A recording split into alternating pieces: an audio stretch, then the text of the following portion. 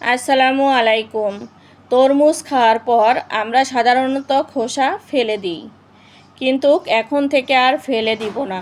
তরমুজের খোসার আছে এক অন্যরকম জাদু, যা আমরা ভাবতে গেলে অবাক হয়ে যাব। তরমুজের খোসা দিয়ে দারুণ দারুণ রেসিপি, মজার মজার খাবার তৈরি করে নেওয়া যায়। আজ আমি খোসা দিয়ে নাড়ু বানিয়ে নেব। এই যে তরমুজ খেয়ে যে খোসাগুলো ছিল সেগুলো তো ফেলেই দিতাম, তাই এগুলো দিয়ে আমি আজকে আপনাদের অবাক করা একটা রেসিপি বানিয়ে দেখাবো। আপনারা ভাবতেই পারবেন না। তো এদিকে আমি খোসাগুলো আগেই ধুয়ে নিয়েছি, এখন গ্রেট করে নেব। তারপরে গ্রেট করে ধুয়ে নিলাম বা চেপে নিয়ে একটু ভাপিয়ে নেব। তো এদিকে আমি গ্রেট করে নিচ্ছি। এই সমস্ত খোসাগুলো আমি গ্রেট করে নেব। এর থেকে অর্ধেকটা খোসা রেখে দেব অন্য একটা রেসিপি তৈরি করার জন্য। তো আমার যতটুকু লাগবে ঠিক ততটুকু গ্রেট করে নিলাম। এই যে পানিগুলো চেপে চেপে তুলে নিলাম। তারপরে এই যে গরম পানি চুলায় বসিয়ে দিলাম। পানিটা গরম হয়ে গেলে যে গ্রেট করে নিয়েছি সেটা দিয়ে দিলাম। এখন কিছুক্ষণ এখানে ভাপিয়ে নেব। ভাপিয়ে নেওয়ার পরে একটা সুন্দর ডালায় পানি ঝরিয়ে নেব। তো এদিকে তো আপনারা দেখতেই পাচ্ছেন আমার ভাপানো হয়ে গেছে। এখন আমি সুন্দর একটা হলুদ ডালায় ঢেলে নিলাম। এখন আবার অনেক কাজ, সেটা হলো একটু ঠান্ডা হয়ে গেলে আমি হাত দিয়ে পানিগুলো একদম চেপে নেব। চুলায় একটা কড়াই বসিয়ে দিলাম। বসিয়ে দিয়ে এখানে ঘি দিয়ে দিলাম। আপনাদের বাড়িতে যদি ঘি না থাকে তেল দিয়েও করে নিতে পারেন। এখানে আমি 2 চামচ পরিমাণে ঘি দিয়ে তারপরে তেজপাতা, এলাচ আর দারুচিনি দিয়ে দিলাম। দিয়ে 30 সেকেন্ডের মতো নাড়াচাড়া করে তারপরে পানি ঝরিয়ে রাখা বা ভাপিয়ে রাখা তরমুজের গ্রেট করা সবজিগুলো দিয়ে দিলাম।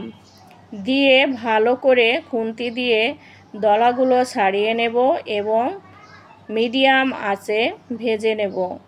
এখন অবশ্য আঁচটাই একটু বাড়ানো থাকলে সমস্যা নেই।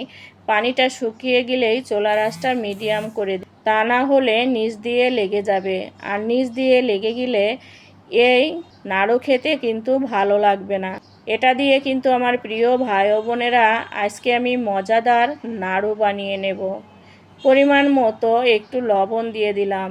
লবণটা দিলাম, চিনি দেব তার স্বাদ আনার জন্য। মিষ্টি জিনিস তৈরি করতে গেলে একটু লবণ দিতে হয়, তাহলে মিষ্টির স্বাদটা ভালো আসে। তারপরে চিনি দিয়ে কিছুক্ষণ নাড়াচাড়া করে এখানে দিয়ে দিলাম 1 চামচ পরিমাণে গুঁড়া দুধ। গুঁড়া দুধ দিয়ে ভালো করে মিশিয়ে নেব, যাতে করে আমার দুধটা দলা হয়ে না থাকে। এই যে একদম সুন্দর করে দেখেন গুঁড়া দুধগুলো ভালো করে মিলিয়ে নিছি। এখন আমি দিয়ে দেব কালার আনার জন্য একটু কালার, লাল রঙের কালারটা দিয়েছিলাম। আপনারা আপনাদের পছন্দ মতো কালার দিতে পারেন, আবার নাও দিতে পারেন। এই ফেলে দিয়া খোসা দিয়ে আমি এমন মজার নাড়ু বানাবো, খেলে একদমই বুঝতে পারবেন না এটা তরমুজের খোসা দিয়ে বানানো। খেতে অনেকটা নারকেলের নাড়ুর মতো, না বললে কেউ বুঝতেই পারবেন না যে তরমুজের খোসার নাড়ু। আমি প্রতিদিনের মতো আপনাদের জন্য নিয়ে আসলাম নতুন একটি ইউনিক রেসিপি। আশা করি সবার কাছে আমার আজকের এই নাড়ুর রেসিপি অনেক বেশি ভালো লাগবে।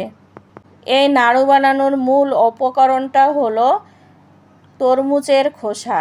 এই নাড়ু বানাতে খুব বেশি উপকরণের প্রয়োজন হয় না। আমাদের ঘরে যেসব উপকরণ থাকে সেগুলো দিয়েই কিন্তু এই মজার নাড়ু তৈরি করে নেওয়া যায় অনায়াসে।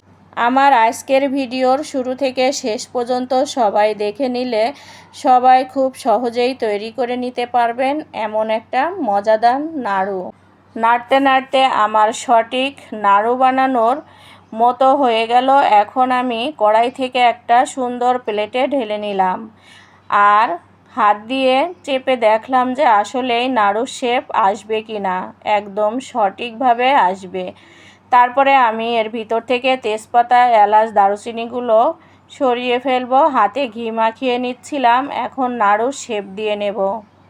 খুব অল্প সময়েই এই নাড়ু তৈরি করে নেওয়া যায়। আর আমার প্রিয় ভাই ও বোনদের কাছে আমার আজকের এই তরমুজের খোসা দিয়ে নাড়ুর রেসিপি কেমন লাগলো অবশ্যই কমেন্টে জানাতে ভুলবেন না। সবটুকু তরমুজের খোসা দিলে হয়তো আমার অনেকগুলো নাড়ু হতো, কিন্তু এখানে আমার খুব বেশি নাড়ু হয় নাই। যতটুকু হয়েছে আমার পরিবারের জন্য সবারই মোটামুটি হয়ে যাবে।